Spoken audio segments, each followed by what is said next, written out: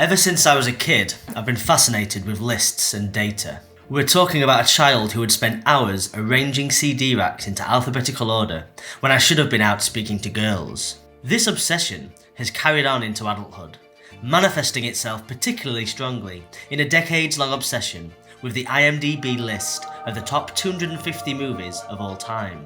But only during the last 2 years have I endeavoured to work my way through it and watch every single damn film on there. And now, with the viewing of Akira Kurosawa's classic fable Ikiru, I have finally done it. I'm the king of the world! Best of lists are a strange thing, because cinema, like all art, is subjective. But Paul, I'm going to have to differ with you on this one. Every magazine and every website and every blog has put out and will continue to put out best of lists, but the IMDb incarnation has always felt the most sacred. Partly because the dataset is so massive, The Shawshank Redemption, currently sitting pretty at the top of the list, has over 2.7 million votes at time of writing. When I made this quest official, I had already seen 120 of the top 250 films just from years of devouring cinema, but my tastes were more mainstream then. Houston, we have a problem. That meant no Kurosawa, no silent cinema, no Bollywood. Working through the rest of the list has taken me as far back as 1921 with Charlie Chaplin's The Kid, the oldest film on the list. I have travelled to Japan, Italy, India and South Korea. I have taken in nearly 50 black and white films from 12 Angry Men to Some Like It Hot through to The Elephant Man. In short, this list has taken me around the world and showed me some incredible sights. But was it worth it? What do you want to know? You want to know if I did it or not?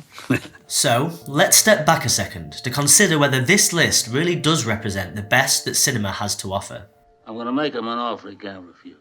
Is How to Train Your Dragon really better than Donnie Brasco? Oh, forget about it. Is The Help superior to Almost Famous? Personally, I would say absolutely not. But the beauty of this list is that it isn't just about my taste.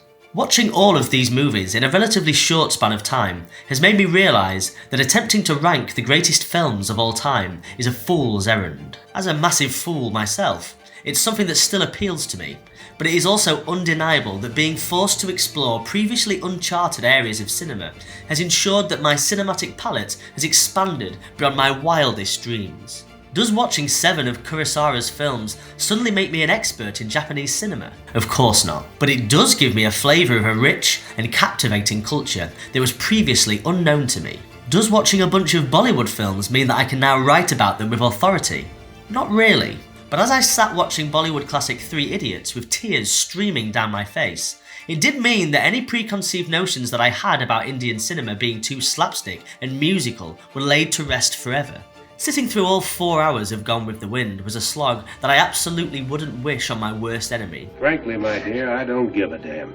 And yes, The Passion of Joan of Arc was tough going, but by that same token, I found myself surprised time and time again with films that appeared difficult or esoteric on the surface, but were a delight in reality.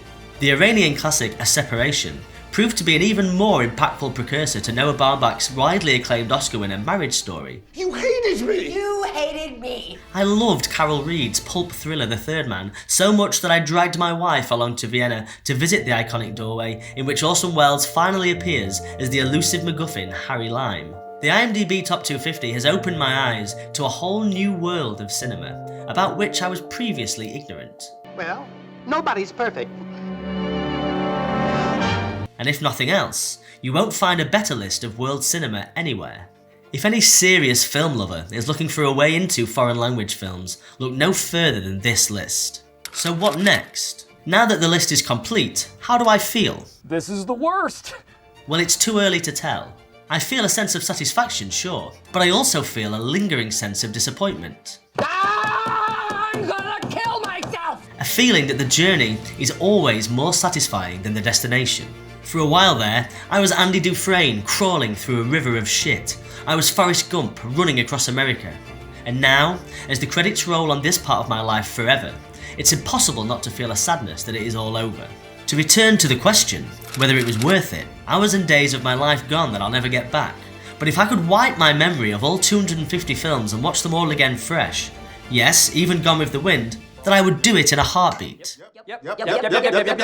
And the beautiful truth is that there are always more lists, always more movies. The sobering conclusion to this exercise is that one day, I will be gone. But the IMDb Top 250 will still be soldiering on without me. It might have films that I will never see, and that is perhaps the most pertinent lesson of all. We can't complete cinema. It is not something to be conquered. Instead, it is something to be treasured and loved and hated and everything else that comes with a life devoted to the moving image. Now, which list should I turn to next?